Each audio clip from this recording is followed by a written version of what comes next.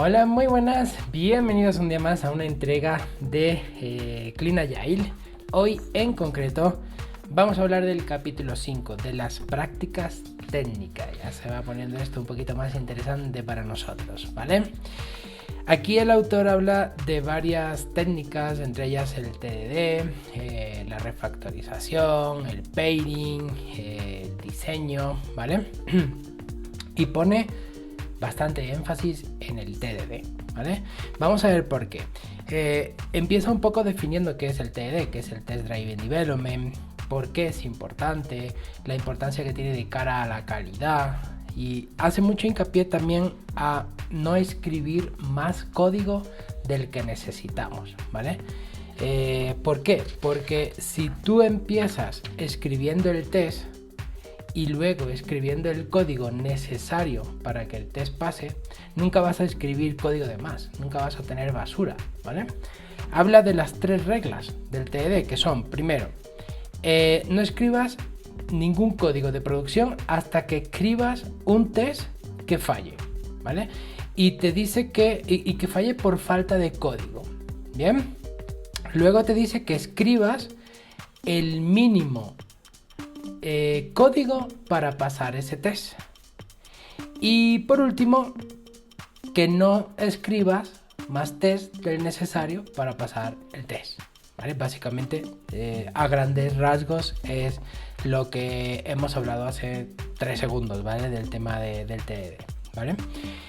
Ahora, habla también del debugging y dice que no todos los programadores tenemos que ser expertos debugueando, ¿vale? Y de hecho es una técnica, el debuguear, el tirar del hilo que decimos, que si utilizamos TDD no va a ser tan necesario, no va a ser un skill tan necesario, porque cuando tú estás utilizando TDD y produces un error, lo vas a hacer en un fragmento, en un pedacito de código pequeño, no va a ser en un código amplio, grande, ¿vale? Por tanto, refactorizar se va a limitar a las líneas que tú hayas escrito para pasar ese test que acabas de escribir, ¿de acuerdo? Entonces es importante saber debuguear, obviamente, porque no siempre te vas a encontrar en un entorno donde se practique TDD y vas a estar trabajando con sistemas enormes, tal vez monolitos, que no utilizan TDD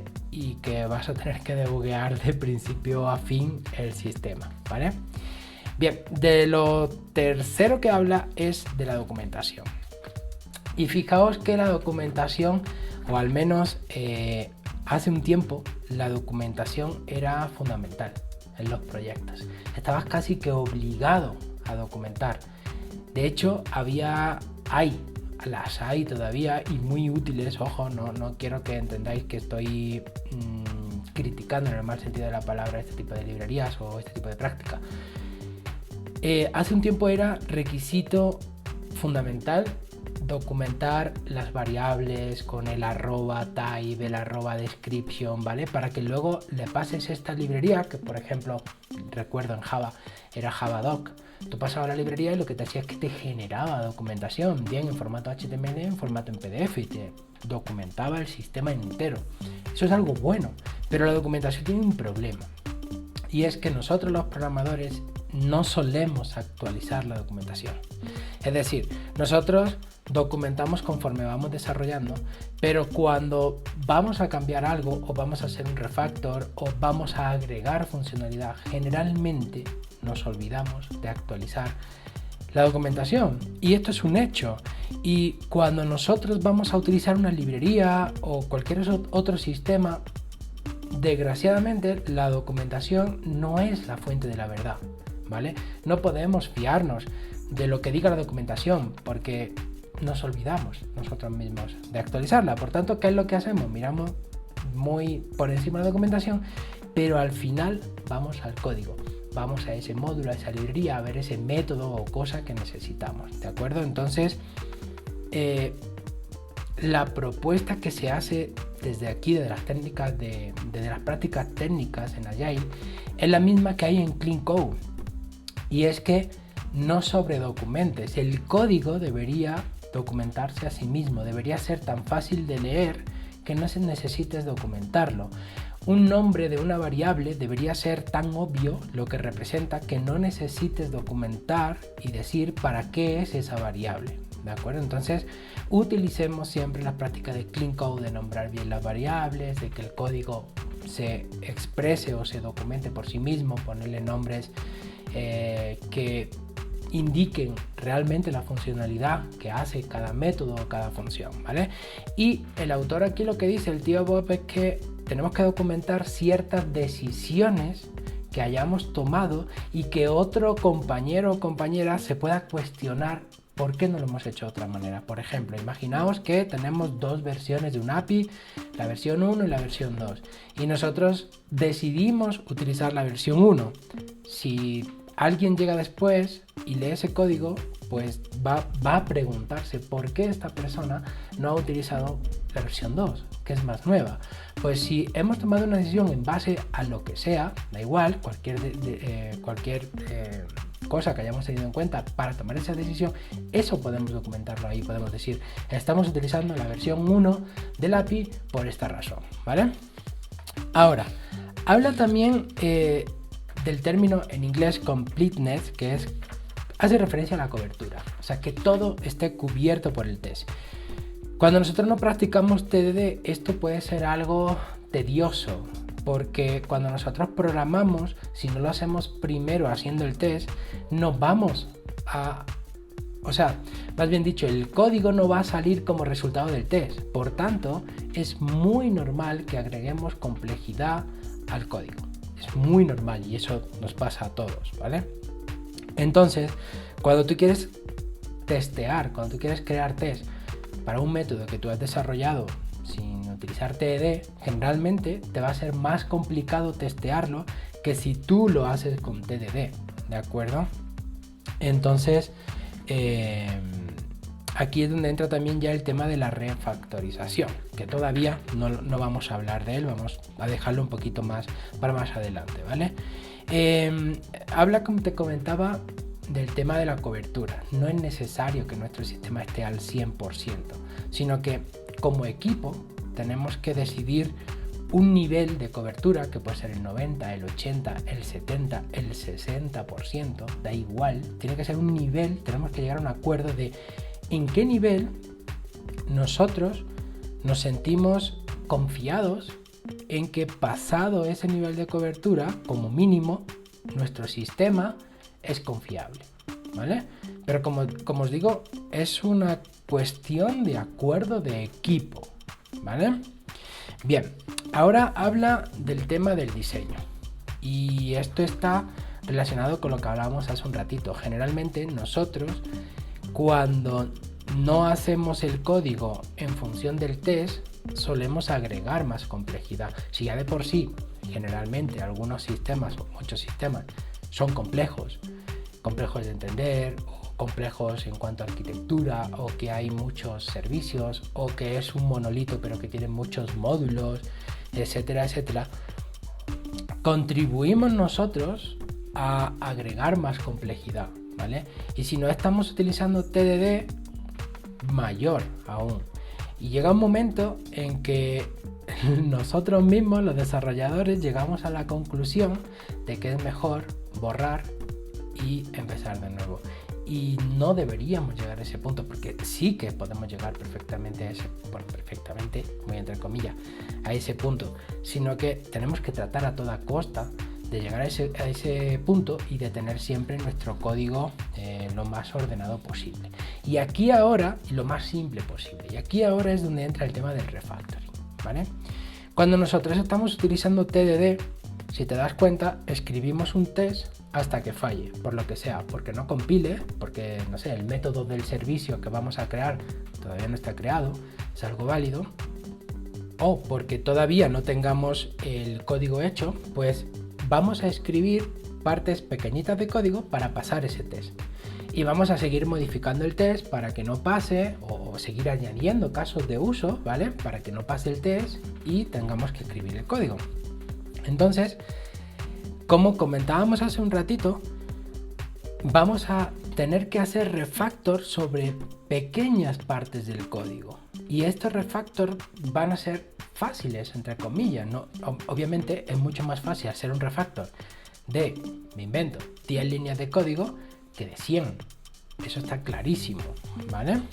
Entonces aquí el autor propone una técnica cíclica, que es la técnica de, lo presenta en un circulito, rojo, verde y refactor. Es decir, partimos del test en rojo que está fallando, llegamos al test en verde y refactorizamos. Volvemos a tener el test en rojo, hacemos que pase, refactorizamos. Es un círculo que vamos completando.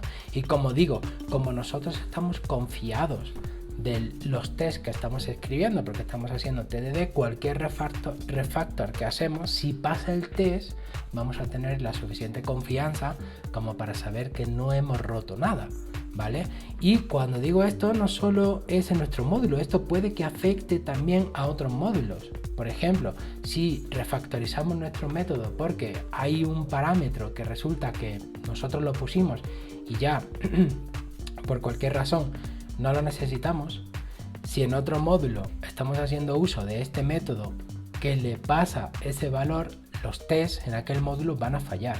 Entonces nosotros estamos seguros de que cualquier cosa que toquemos, los tests nos van a decir dónde más tenemos que tocar, ¿vale? Entonces, eso por ahí, ligado siempre, como te digo, a la parte del diseño simple. El TDD, nos guste o no, te guste más o no, perdón, el TDD siempre nos va a ayudar a meter menos complejidad, ¿vale? Es una herramienta que nos ayuda a meter menos complejidad en nuestro sistema, que no quiere decir que si no haces TDD no tengas un sistema súper ligero, simple, entendible. No quiere decir eso. Lo que quiero decir es que TDD nos ayuda a que tengamos un sistema ligero, simple y fácil de entender, ¿vale? Bien, por último y no menos importante, el autor habla de pair programming, ¿vale? Es una práctica técnica de equipo que se practica mucho, valga la redundancia, en Agile. Entonces aquí el autor explica qué es el pair programming, que es dos personas, ojo, o más, trabajando en un mismo problema. Explica que no hay que hacer pairing el 100% del tiempo, ¿vale? Yo he estado haciendo pairing y hacer pairing es cansadísimo. Para mí es mucho más cansado trabajar en pairing que trabajar yo solo, ¿vale? No me preguntes por qué, pero a mí me requiere más concentración, me exige más, tener siempre más atención, y para mí una hora de pair programming es mucho más costosa en esfuerzo que una hora trabajando yo solo, ¿vale? Entonces el autor dice que no es necesario que estés haciendo pairing el 100% del tiempo, que puede ser, de hecho no es que pueda, es que es un acuerdo de equipo el porcentaje de tiempo que se va a hacer pairing. Puede ser un 50%, un 80%, un 30%, es aquello con lo que todas las personas nos sintamos cómodas, ¿vale? Explica en profundidad qué es el pairing, que es lo que hemos estado hablando, ¿no? Que más de una persona, porque la palabra pairing indica dos, pero pueden ser más de dos personas, aunque la verdad para mí no es lo común, yo nunca lo he visto ni lo he practicado, ¿vale? Pero puede ser que más de dos personas trabajando en un mismo problema. Explica cómo funciona. Por ejemplo, está la técnica del ping pong, es decir, durante un periodo de tiempo, pues una persona es la que tiene el control de la máquina, es la que escribe el código, la que está manejando como tal la máquina, y la otra persona es la que está dirigiendo el pairing, es la que está atenta, ver si los nombres que estamos poniendo a las variables son adecuados, no lo son, se pueden mejorar, no se pueden mejorar, estamos aumentando complejidad, no lo estamos haciendo. Siempre 4 ojos ven más que 2, ¿vale? Ahora, dos de los motivos por los que el autor dice que el pairing es bueno es, primero, porque está demostrado que hay un aumento de la calidad del producto, ¿vale? Obviamente, como decíamos antes, 4 ojos ven más que 2 y podemos detectar errores en tiempo de desarrollo que son mucho menos costosos que hacerlo en el entorno de QA y muchísimo menos que en el entorno de producción. Cuanto más avancemos en nuestro pipeline, en nuestro proceso hasta producción, cuanto más avancemos, más costoso es encontrar un bug, ¿vale? Entonces, en ese aspecto es beneficioso el pairing para el producto. Ahora, otro de los aspectos que también el autor considera es que el pairing puede ser un sustituto de la revisión de código. Es decir, nosotros cuando estamos desarrollando, generalmente solos, terminamos una nueva funcionalidad, subimos al repositorio y creamos un PR, ¿vale? Un pull request, ¿vale? Entonces, otra persona tiene que revisarlo y aprobarlo para que se desencadene el pipeline y se ejecute, pase sonar, test, etcétera, etcétera, hasta que finalmente podamos mergear en Tran. Entonces, el pairing es una forma de sustituir esta revisión de código, ¿vale? Por tanto, en ese aspecto estaríamos ahorrando costos y lo pongo muy entre comillas, ¿vale? Ahorrando costos, porque también el autor habla y es consciente del coste que tiene el tema del pairing, y aproximadamente, según lo que él ha visto en su experiencia, el coste del pairing es en torno al 15%. Parece poco, ¿verdad? Al menos a mí es la impresión que me ha dado. Yo pensaba que a lo mejor el coste del pairing iba a ser el 50%. Es decir, lo que 2 personas pueden hacer juntas es 1.5 veces lo que 2 personas pueden hacer separadas. Ese era el pensamiento que yo tenía, ¿vale? Pero según lo que él comenta es en torno al 15%. Añadido esto a el tema del aumento de calidad y a que puedes prescindir del code review, pues para mí no es un costo, para mí es una ventaja el tema del pairing. Y por último, respecto a este tema de pairing, también habla un poco de la capa de gestión de los managers, ¿vale?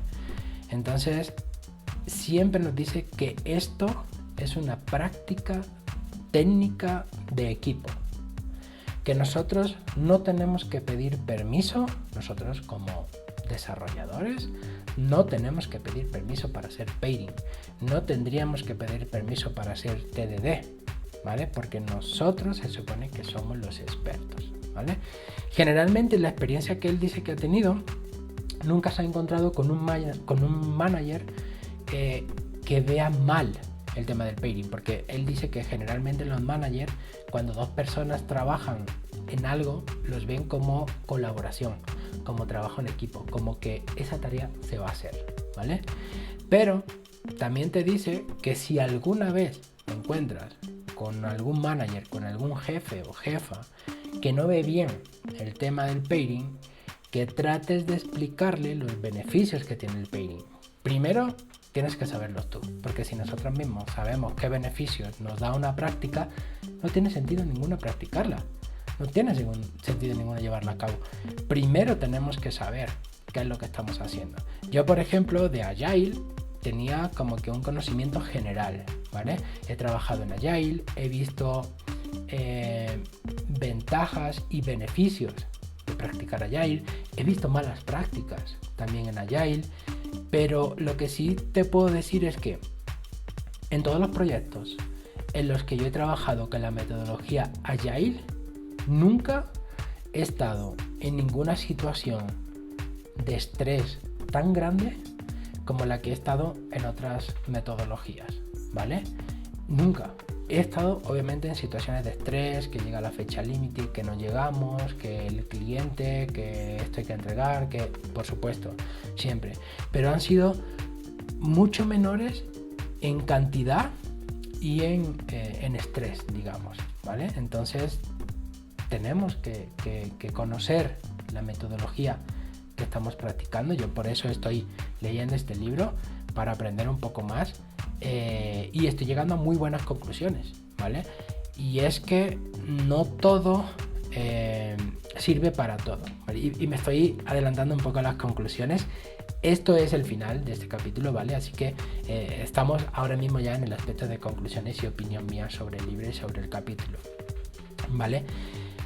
Por ejemplo, con el capítulo anterior yo veía que el autor estaba muy desorganizado, ¿vale? Pero con este capítulo yo he podido ver que el autor lo ha puesto todo muy claro, muy ordenado, y yo estoy de acuerdo con el 99% de lo que se dice en este capítulo, ¿vale? ¿Quiere decir eso que Agile sirve para todos los proyectos y es la metodología de las metodologías? No. ¿Que es la metodología con mayúsculas? No, ¿vale? El otro día leía un artículo súper bueno de Amazon Prime que había reducido el costo de uno de sus servicios en un 90%, pasando de microservicios a monolito.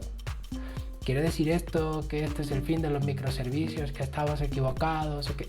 No quiere decir eso.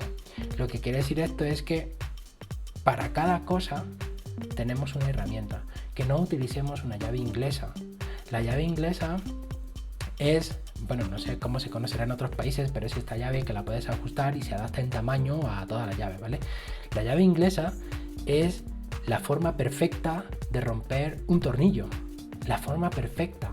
No utilicemos para todo la llave inglesa, cojamos para cada tornillo, cojamos para cada problema la llave, la metodología, la herramienta que más se ajuste a ese problema, ¿sí?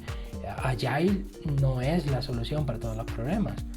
Es una metodología que, como digo, yo he trabajado y me he sentido muy bien, mejor que en otras metodologías, pero no necesariamente es la metodología, ¿vale?